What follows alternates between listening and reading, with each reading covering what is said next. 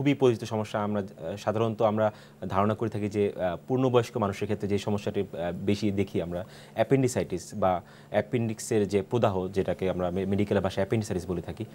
বাচ্চাদের ক্ষেত্রে এই রোগে আক্রান্তের হার আসলে কেমন?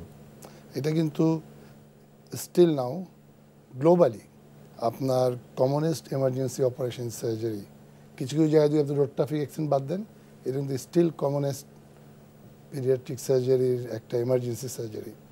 এখানে মুশকিল হচ্ছে কি জানেন, বিশেষ করে যারা ধরেন 4 বছরের নিচে, 3 বছরের নিচে, এটা ডায়াগনোজ করা কিন্তু ডিফিকাল্ট হয়ে যায়। মানে আমার একটা সিচুয়েশন প্রায় ইভেন নাও, ধরেন আমি প্রায় 20-20 years plus paediatric surgery practice করছি, যে এমন অবস্থা যে আপনি করলেও বিপদ, না করলেও বিপদ।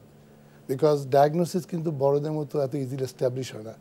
ভেগ কমপ্লেন, পেটে ব্যথা, আপনি যত বাচ্চাকে পেটে ব্যথা বলেন, জিজ্ঞেস করলে হাতটা সে স্ট্রেট নাভির উপর নিয়ে যাবে, আর কিন্তু সে কোনো রকম ইন্ডিকেশন দেবে না।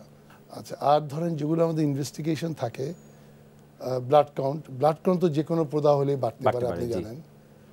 আলট্রাসোনোগ্রাম বলতেও পারে, নাও পারে। সিটি স্ক্যান, একটা আননেসেসারি রেডিয়েশন এক্সপোজার হচ্ছে, টাইম কনজিউম হচ্ছে।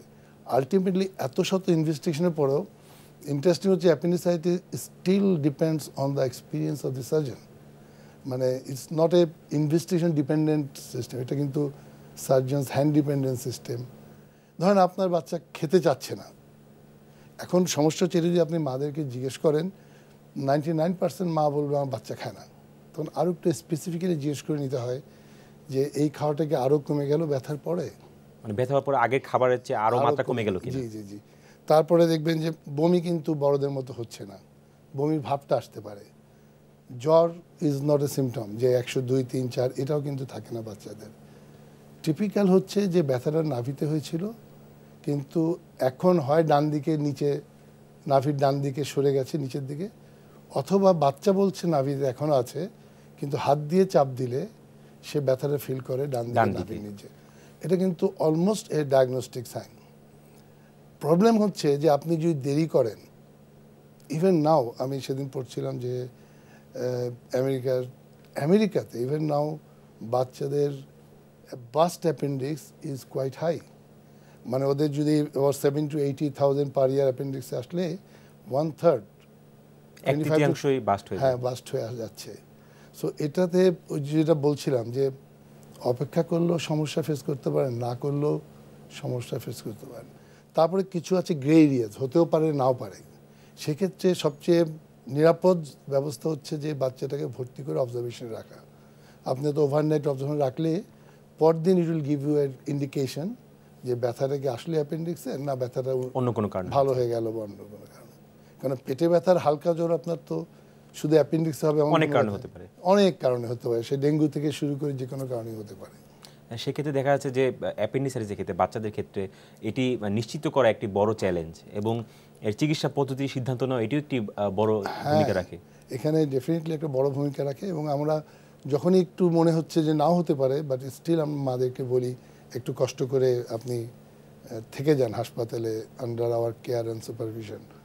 আলোচনার শুরুতে যখন আপনি বিভিন্ন সার্জিক্যাল সমস্যার কথা বলছিলেন, তখন একটি সমস্যার কথা আপনি বলেছেন যে মূত্রাঙ্গের সমস্যা, যেটি পুরুষাঙ্গের, যেটি আমরা সাধারণত জানি যে এই জায়গা দিয়ে আসলে যে মূত্রাঙ্গটি মুখটি ওপেন হয়, সেই জায়গাটি যথাযথ স্থানে না থেকে সেটি অন্য কোনো জায়গায় বা অ্যাবনর্মাল সাইটে থাকে।